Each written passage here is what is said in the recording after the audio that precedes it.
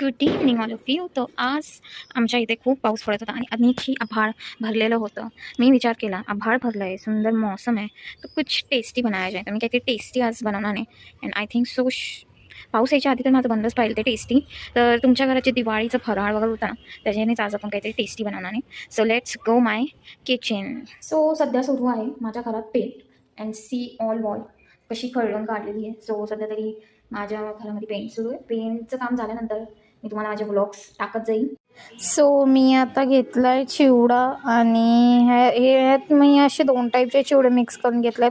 एक दगडी पोहेवाला चिवडा असतो अँड एक हा नॉर्मल मुरमुऱ्याचा चिवडा असतो. माझ्या घरात ॲक्च्युली मला लोक म्हणले की काहीतरी बनवून टाक चिवड्याचं, रोज रोज चिवडा खाल्ला नाही जात. तर मी इथं आता कांदा आणि टमाटे घातलाय. टमॅटोला स्वच्छपैकी मी धुवून घेते. टमॅटो स्वच्छपैकी धुवून घेतला की